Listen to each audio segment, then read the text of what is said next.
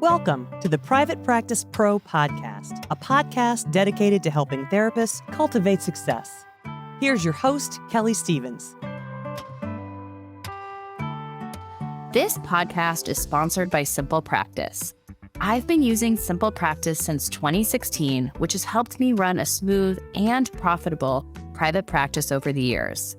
It has simplified everything from scheduling to billing, giving me a better balance between the work I'm so passionate about and the family time I'm not willing to miss out on. Check out the episode notes to get a free 2-month trial of Simple Practice, my preferred all-in-one HIPAA-compliant solution.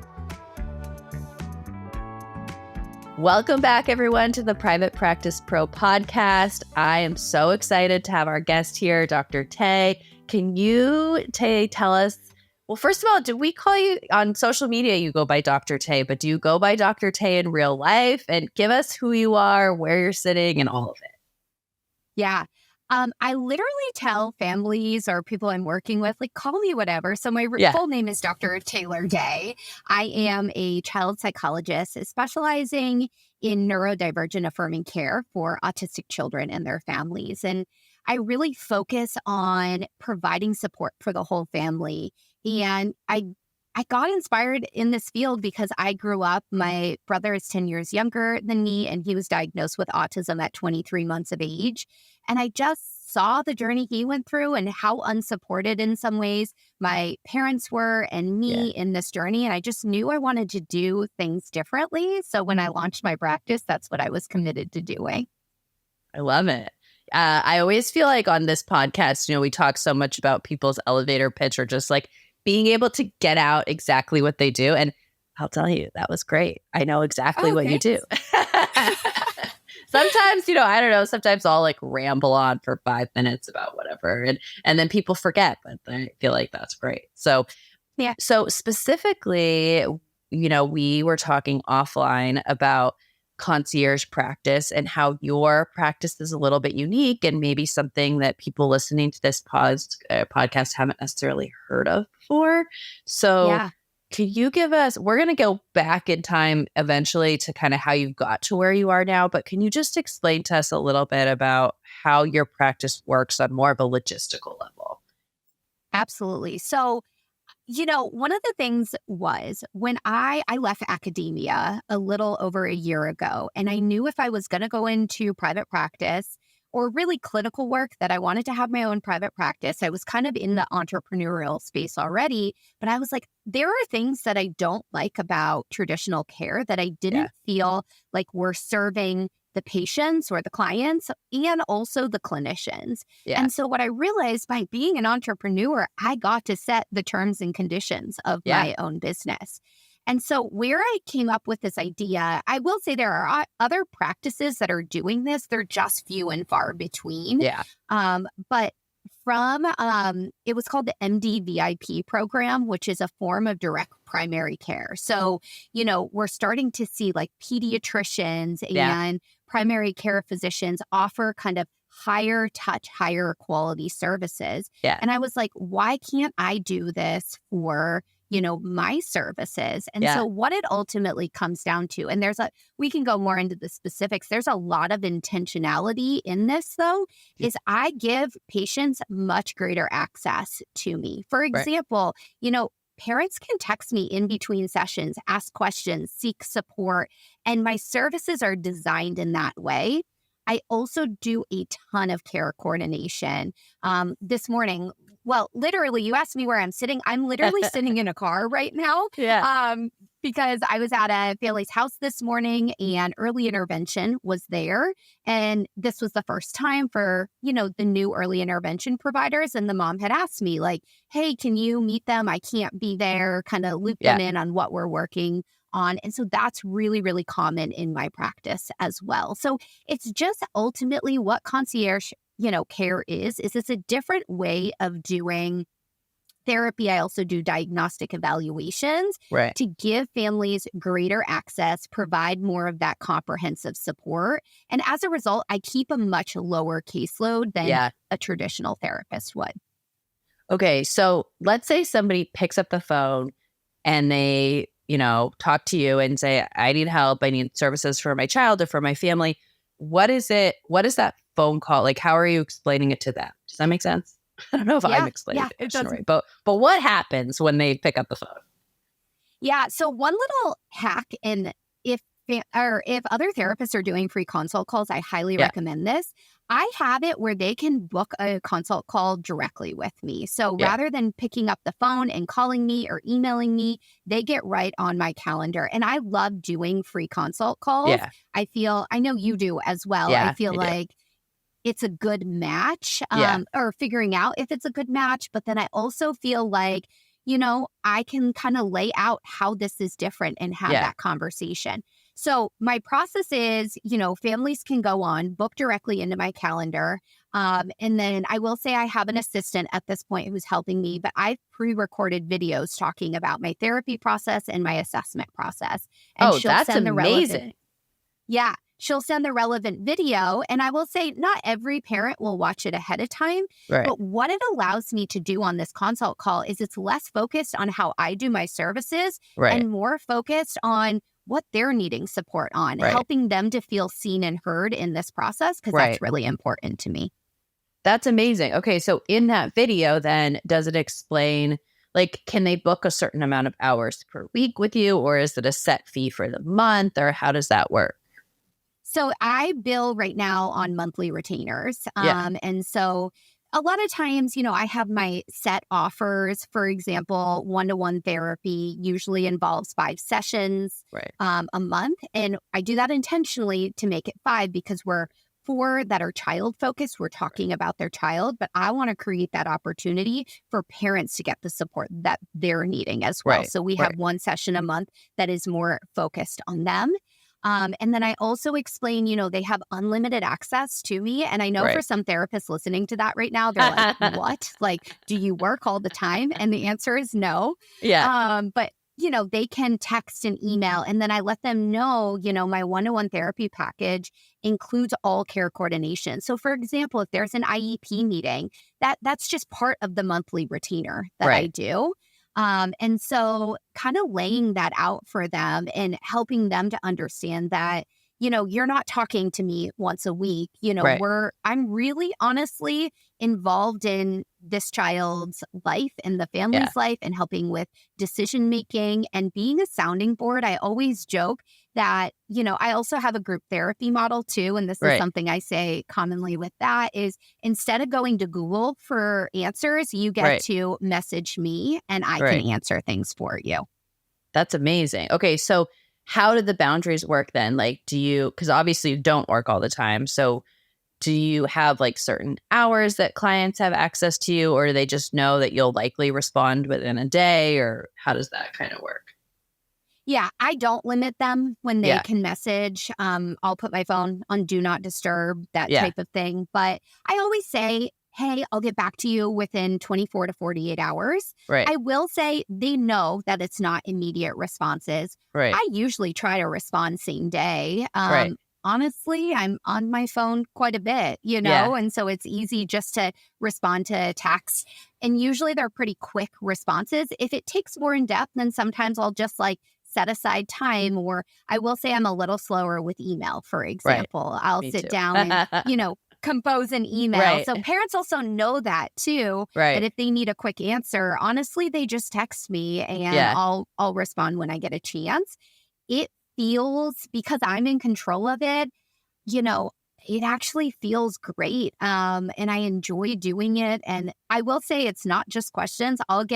Sometimes parents will text videos of being like, oh my gosh, look what my kid just did. And it's so much fun. So I get to ultimately decide when I respond. If I'm not in the right mindset, then I don't respond at that point. So I think it's more internal boundaries versus external boundaries. Right.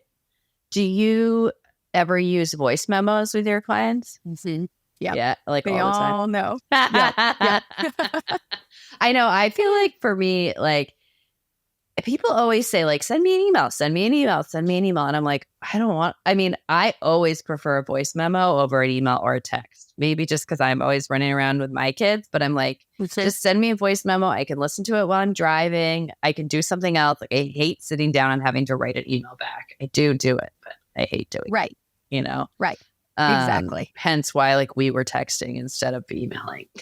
Yep, exactly. Yeah, no, I prefer texting too. And they know, yep, especially if they're asking something more in depth. I feel like I've learned about myself. I'm a better communicator through spoken language than written language. And so that's one thing that I always err towards. But I also feel like I can be able to fully help them understand what I'm trying to communicate. So a couple minutes on voice memo, those are super easy for me to record. They actually feel less burdensome to me. Yeah, me too. Yeah. But then they can get more of that global picture and understand some of the language I'm saying. I just think it creates a little bit more of that connection than like written language does. Oh yeah, 100%. So what would happen if you had a client like, okay, so you have this model and a lot of it is included. So if they have an IEP meeting or something like that, what happens if you have a client who needs more, you know, like who you're from the beginning, you have that initial consult and you kind of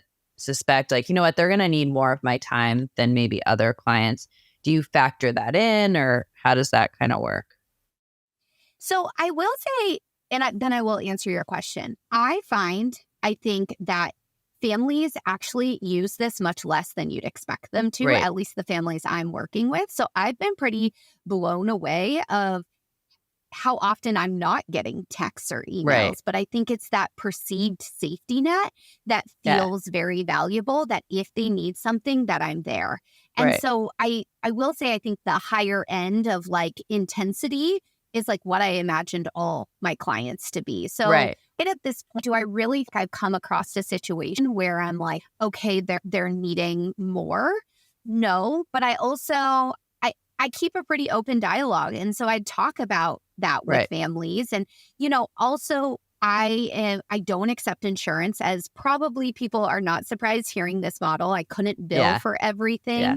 And so then I also have very open conversations about finances and what's possible for them with still holding my own boundaries too. Right. Yeah. I mean, obviously we're talking about like cash pay practice. I feel like at this kind of level of care. And I know we've had people on the show too who have maybe not the same all-encompassing type of care, but who have models where they are available by phone or they are available by text. And especially when you're working with younger people, like with teenagers or adolescents. I know for me in my practice, I've seen teenagers for a long time. And I actually like, it's hard to not be available by text to them. Yeah. You know, like I have some boundaries around it, but so much happens in between sessions. It's different than like an adult coming in and having this like one singular amazing experience, you know, that it's really nice. Like, and I never found that through the years of like the last decade of seeing teens, I never really had a teen that was like texting me 24/7, unless they really needed a higher level of care and we were trying to help them figure that out. Usually like they didn't want to be texting their therapist 24/7. Right. You know, I wasn't the person they wanted to be texting all the time. Yeah. I do think though, one thing is as therapists, we are helpers. We're in a helper profession and we tend to overextend ourselves and be willing to, and maybe not even having a lot of resentment around that. But that's where burnout comes from. And so one of the things that I'd encourage people to think about is like, okay, are you building that into your pricing, that time? Because your time is valuable. And also, you really have to reverse engineer to know how much you're working, how many patients you have on your caseload that are going to create, you know, what you need it to create. Because this is a job at the end of the day. And I think that I sometimes find that therapists, and myself included, I had to do a lot of work around this, have to do a lot of money mindset work, that we have a hard time charging what we're actually worth. And some of that is driven by insurance saying they don't think we're worth that much, you know, but we are. We're providing such high quality care. And I think Yes. challenging, this is my whole motto of my practice, is how can we challenge the status quo? And when the status quo does not serve either the clients or ourselves as clinicians, that's an indicator that we need to be willing to get a little uncomfortable to do something different. Yes. Oh my gosh, 100%. I mean, yeah. Just that statement alone, I have no response to because I'm still thinking about it. A lot of times on podcasts, I have to be constantly asking another question, but I could not agree more with that exact statement and that exact sentiment. And I like what you said earlier about reverse engineering your practice in terms of thinking about what you need. I often think about, I often will get questions from people, whether it's on Instagram or in any of my coaching calls, where people will say, how do I make X number of dollars and work X number of hours? And I always think it's kind of a funny question. And it's probably one I had early on in my practice too, but it's it really just comes down to math. Right. You have to decide how much money you want to make per year. You have to decide how many hours you want to make per year. And then you have to calculate your fees and your rates based on that. And then obviously you have to do some marketing to get to that point. But I don't know. It's interesting. I think as therapists, sometimes we don't think backwards. My mortgage is this, my rent is this. I need to earn this amount of money. Therefore, and I see this many clients and I have this many hours of childcare. And like you said, you have to kind of reverse engineer it into what works for you and your life or your family. Yeah. I think sometimes too, we do that number and then we're like, oh my gosh, that's too high. I can't charge that. Instant panic sets in. And, again, I think that's some of our programming that we have to work through too. But I will say, going into this, being a helper, and I think we all in, doing private pay have this experience where it's oh gosh, but what about families who can't afford private pay? And I think that there's ways to get creative. I have a long-term vision of where I want my business to go. Eventually, I'd love to have a nonprofit arm where I'm doing scholarships. But for now, what I'm doing, I do spend some of my time doing, free education on my Instagram, constantly. I have a podcast as well. And so some of it too is you sometimes do have to charge that higher rate in order to be able to sustain what you need. And that is okay. There's nothing wrong with that. But it's our brain clicks in of being oh gosh, but is that unfair or is that unreasonable? Right. And those stories in our head are just an indicator that okay, we've got some internal work to do on ourselves too. Oh, 100%. I mean, I think so often we tell ourselves, it's all or nothing, right? Either you're in cash pay practice and you're helping no one and you're a horrible person, or you're in insurance-based practice and you're saving the world. And it's not that black and white. You could be in cash pay practice and have some sliding scale spots. You could be in cash pay practice and have no sliding scale spots, but donate money to a cause that you feel good about. And it doesn't even have to be mental health, right? I think sometimes we think about it in this really singular way. If I'm not in working for a CMH or having a ton of low fee spots, I'm not a good person, right? And it's well, maybe you're working in fully cash pay practice at premium rates, and your cause is something totally different that you really want to support and give money to. And but I agree with you. I see people get stuck in this all the time, and I see us get stuck in just the idea that as therapists, as individual therapists, we have to solve this huge problem that we have of lack of accessibility in our country by lowering our fees, and that must be the answer. And I mean, I don't know about you, but I don't think that that's the answer to a whole systemic problem. No, if anything, I think that's contributing to the problem. Right. Because then the proof isn't there that something needs to change with the system if we're accommodating. And I always say too, for me, I've learned that having a smaller caseload that I'm more kind of intensely working with, that fits for my personality too. I really like that. if I am in back-to-back appointments all day, that burns me out. And so then my quality of care decreases, and we all have our limits. And so I think that's also something to think about too, is it's not just like how much you're charging per hour, in that session. What else are you doing for, the clients that you're working with? And at the same time, where are your boundaries? Because if you exceed your boundaries, then quality of care decreases, and that's serving no one. Oh yeah, you're not going to stay in the field very long. You know, if you're hating going to work every day, eventually you're not going to want to do this work, and your clients are not going to see you anyway. Instead, Hey therapists, are you listening to the show and thinking, I really want to launch my own private practice, but I have no idea where to start? Make sure to check out Kelly's Private Practice Roadmap course. In the course, Kelly gives you the exact steps you need to open your own thriving practice. You can find the link below in the show notes. I want to know, what were you doing prior to this practice? So I was fully in academia. So when I graduated undergrad, well, real quick backstory. I mentioned already, I grew up with an autistic brother. I knew I wanted to go into the autism field. And my question always was, my brother got really intensive early intervention. This was over 2 decades ago. So that was extremely rare. But my mom had these friends their kids were also going through intervention, and watching kind of, progress and all of that. I was like, why do some kids, make faster progress than others? And so I always thought about it from a research standpoint. And so I ended up, before my PhD program, working for 3 years at the University of Pittsburgh, and was like, I want to go into academia. I wanted to be on the academic medicine side, where it was just writing grants. And I knew that. I had so much clarity, even my postdoc, I ended up coming back to the University of Pittsburgh.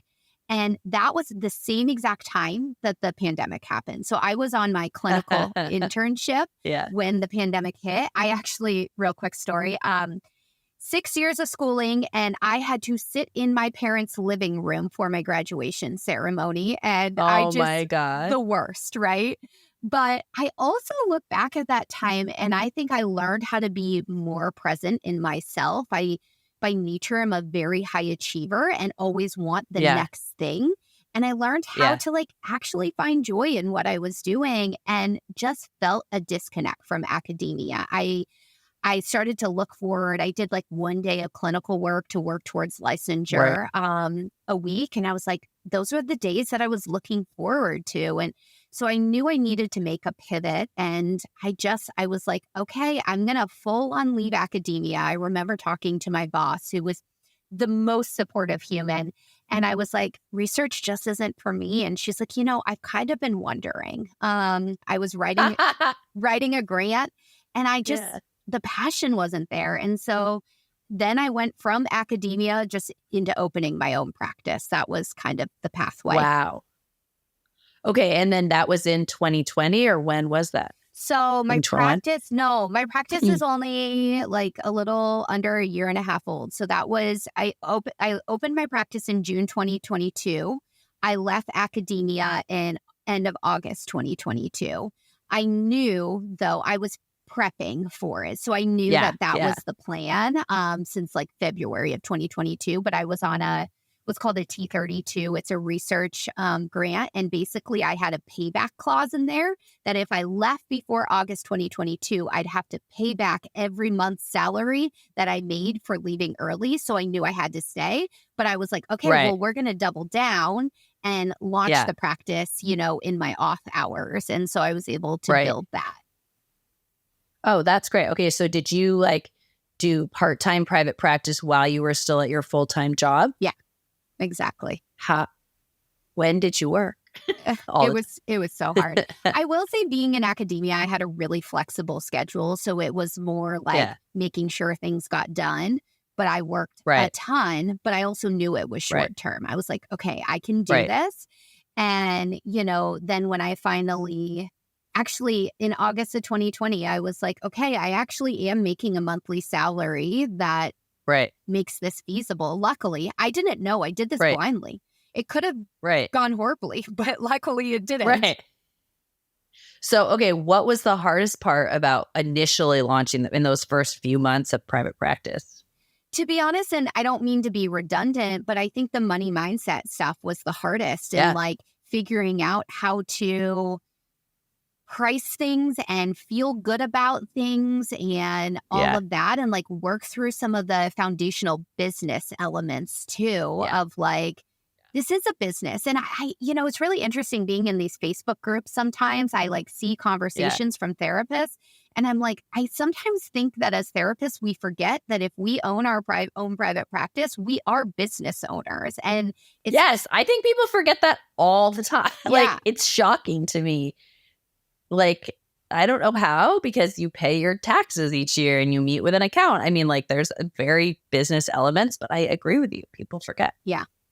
And so For sure. for me, I knew I wanted to go really heavy on the business foundations. I have a business Right. coach who's not in the field whatsoever Right. that I work with, Yeah. and learning all of the intricacies of that. It was hard though, Yeah. and Yeah. she was the one being like, okay, you're undervaluing yourself. And I was like, are you sure? And she's like, yes. But maybe helpful to have somebody who isn't a therapist. Like, I feel like sometimes being able to talk to people in other areas of healthcare or just business in general can be really helpful, because I realize so many of the myths we tell ourselves as therapists. Yeah. Absolutely. And here's the thing, coaches charge way more than we are as therapists. Yes. Oh my God. It drives me nuts. But And that was some of it. And she's like, Taylor, like, these people are charging this. Why wouldn't you charge this? Like, you have this area of specialty and you've really niched down, and, you can deliver value. And the really interesting thing too, at the time I started working with my business coach, this wasn't true. And she's very open about this. Her son ended up getting diagnosed. So he's autistic too. Yeah. So it's kind of cool. Sometimes I'll say to her, like, okay, put your mom hat on for a second, and so being able to have people, though, you can bounce ideas off of. And I do agree, staying within therapists. I love collaborating with other therapists so much, but sometimes we all learned the same thing. And so it's harder to break status quo in that way. Oh, 100%. Like, I know for me, I do some one-to-one coaching, and I'm not taking on anyone new right now, but I do have some one-to-one coaching clients that are therapists building businesses. And I charge $350 an hour for those sessions. And I get a fair amount of flack when, like, I say this in a public place, of people being like, that's exorbitant, that's whatever. And so recently I was looking for somebody to do some consulting with me in my business about social media management, and specifically in growing my team and how to streamline and manage my team. And so I reached out to like an industry leader in the social media space about having a one-to-one session with him. And I get an email back with a contract, and his hourly rate was $2,400 an hour. That's it. Okay. And like, granted, like, I cannot afford that by any stretch of the imagination, like this 1 hour. But I thought about it. Like, I thought, like, okay, is this valuable enough to me that I'm going to sit down and type out a list of questions and, record that Zoom and go as fast as I can through it? And obviously I can't afford to do that anyway. But it made me realize in the moment, I was like, oh my God, like, I'm self-conscious of my $350 an hour fee. And meanwhile, this person who's great and is a specialist in their area, but probably has a lot less education and experience than I do, is charging, many times more than what I charge. Yeah. And it was a good reminder, It is. So But those therapist Facebook groups can get gnarly. Yeah. People pay for, I'd say, they pay for the transformation that you're going to deliver them. Yeah. They're not paying to sit in front of you for an hour. And I think that's something that we confuse as clinicians, is that we're like, oh, well, it's this hourly rate, but you also have to think about what impact this is going to have on their life, and the work we do is so impactful. I think we forget that sometimes too. Oh, 100%. Well, and I like, the model that you're working in with concierge, because it allows people to focus more on that, that transformative piece or the transformation, and having that all-encompassing circle of care, rather than just worrying about, was she here for 50 minutes or not? You know, because I think sometimes that also happens. And I see that in my work with teenagers is the parents are like, they only talked for 43 minutes. They have 7 minutes left. They need to go back in and talk longer. And I'm like, your 16-year-old talked to a total stranger for 43 minutes. It's like a miracle. Right. You know? Right. But that, and I get it's a parent. I get that why that would be and all of that. And, but yeah, I agree with you. I don't know. Going on a tangent. Okay. So tell me, if somebody was interested in this model of care and they were thinking to themselves, you know what, I might open a concierge practice. I don't know. What is something you would suggest they pay attention to from the very beginning? Oh, that's a great question. You know, I think I almost would backtrack. And this is my model because I figured out that this is exactly what these families were needing. It wasn't like I just decided to package it in this way.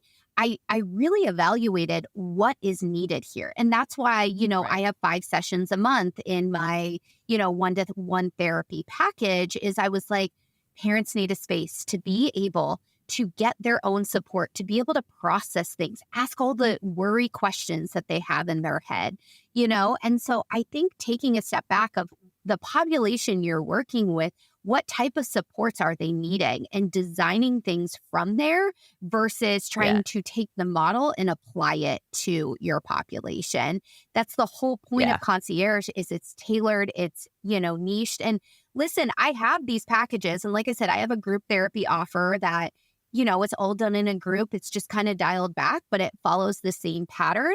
But I also will work on like hybrid models. I literally just sent an email last night. The mom was like, hey, can you follow up with this in writing? And can we consider a hybrid model between group and 1-to-1? I'm like, yes, you know?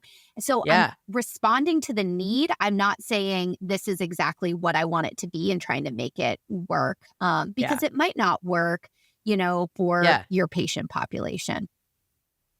I think that's huge. I mean, I think like what you're saying of like first looking at what the needs of the client might be and then designing care around that, something we don't think about very often. No. And I know a few years ago, I met a therapist who worked with like late adolescence teens. So like 17, 18, maybe 16, 17, 18, getting ready to launch into young adulthood. And she would provide these sessions where the teen would pick like the 5 most important adults in their life. Okay. Like, so it might be their parents, it might be a coach, it might be whatever. And the therapist would meet with them and the teenager together, and they'd have 5 conjoint sessions basically to say like, these are the people that are in your day-to-day life that support you. Let's like strengthen this whole system as you launch out into like young adulthood and you're gaining wisdom and information from them, but you also need their support, but you also have some conflict with them. And, you know, like I didn't know anyone else that was doing that, but for the population of kind of these like launching into adulthood, high achieving girls, this was something that was really valuable and was kind of a problem she was solving, you know? And I think that's exactly what you're talking about is you have to think about the unique needs of the clients that you work with and then design around it. So that's awesome. Yeah. Yeah. And I wasn't trained in, well, in my PhD program, I wasn't trained in family therapy. It was very child focused. And often sometimes we'd still have parents part of session, but they were coming in. But luckily, so I did my clinical internship at Duke, and they have a really huge like family and couples clinic. And I got training in family therapy, and I was like, oh, this is a different way. And so I mentioned this as an example too, that even if you are, you know, that's not your area, there's so many different ways of learning, and it can really pivot your business too. I mean, another great example of this is being neurodivergent affirming. I was 1,000% trained in terms of autism in the medical models definition. And you know how I'm largely learning is social media, you know, and it's like listening to autistic voices and listening to other therapists and learning. And so I also want to just say that even if like you were trained one way, there's ways to break out of that. And that's going to greatly be able to solve these quote unquote problems that your patients are presenting with. Yeah, I love that. Dr. Tay, the last question I have for you is the one I ask everybody. Okay. Which is, what's one thing you want to tell somebody who's just starting their private practice today? Yeah, such a great question. I think one of the things is and I've said this throughout the episode, is not being afraid to break status quo. And, and sometimes that status quo means that you need, and I know you talk about this, that you have to go work in an agency of some sort first and get this training before you can do it. No, you don't have to do that. Or, it also might be like, well, everyone says I need to have evening slots. If that doesn't serve your life, then don't have evening slots. And so I think not being afraid to put yourself at the center of this, that it's not selfish, and realizing you're going to be such a better clinician for the families you're working with, but also your life is valuable too. You are valuable. And so do what you need to do to, I always say, it should light you the F up, And preach, man. Yeah. Yes. And if it doesn't, then you need to do some rearranging. And so I'd start early rather than having to be, I love with families, I talk about reactive versus proactive. You could be reactive and say, I'm going to do it the traditional way, even though because I'm supposed to, or you can shake up everything, be proactive, and design the practice that you want to have. Yes. Mic drop. Well, thank you so much for being on today. If people want to find out more about you and your practice or refer people to you, where do they find all that info? It's going to be in the show notes, but maybe just tell us now for anyone who's just listening. Absolutely. So I'm very active on Instagram. It's the Doctor Tay with periods in between. But I also, if you want to talk about cases, I do case consultation too, in terms of neurodivergent affirming care. You can email me at admin@drtaylorday.com. You can also share that with patients, and I'll do free consult calls with them as well. So I love being able to not only support patients in moving forward, I do both diagnostic evaluations, one-to-one therapy and group therapy, but also to help move the field forward as well. Awesome. Well, and tell us the state that you're licensed in. Oh, we didn't talk about that. So I am licensed in Pennsylvania, but psychologists have an active compact. And so I practice telehealth in 40 states currently, which is, I hope the field goes this way because me too. It makes no sense. I'm the same clinician to the patients in Pennsylvania versus the patients in Florida, Right. Okay, perfect. So anyone listening to this, 40 states, I love it. Yeah. Thank you so much for being on. Thank you for having me. This was so much fun. Ask Kelly Anything is just around the corner. But first, a word from our sponsor. Stay tuned for Kelly's response to your private practice questions. Therapists, do you want more clients at your full cash rate? Mentaya is a platform that navigates out-of-network benefits for clients. They get clients on average 70% back on therapy by filing claims and chasing down insurance companies. They handle literally everything so that you can focus on what matters.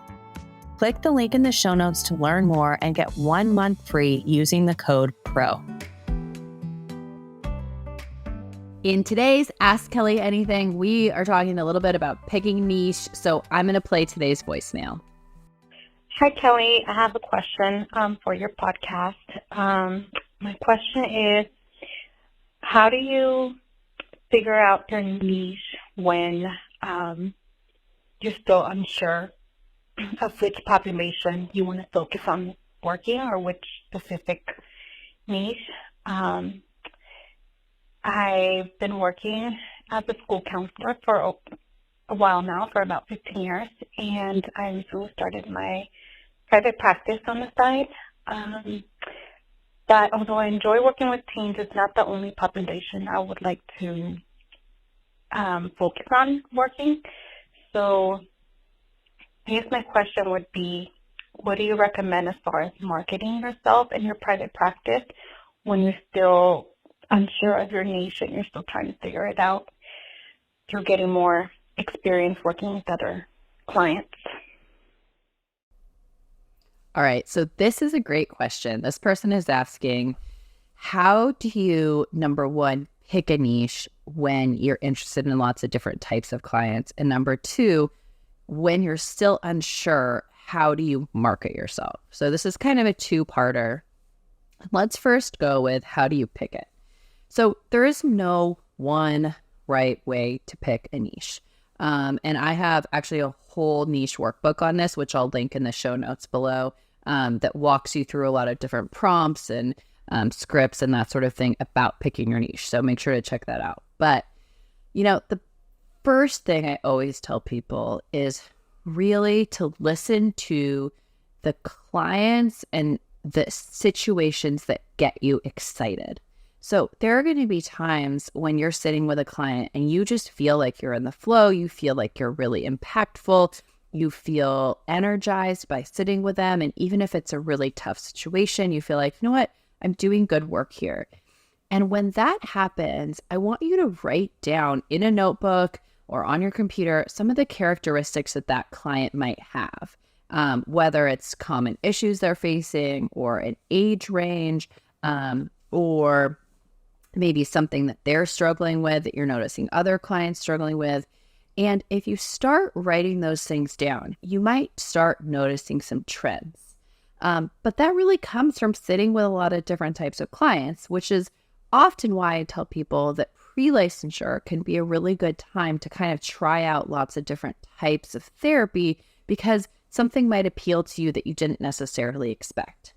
Now, the caller on this question is saying, I've been in the field for 15 years or longer, and she's worked as a school counselor and worked with teens, but doesn't necessarily want to work with them in the future.